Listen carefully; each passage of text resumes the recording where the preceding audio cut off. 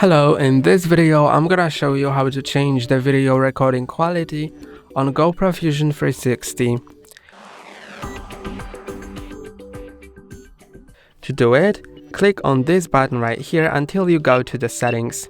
Here are the settings, then click on this button to enter them.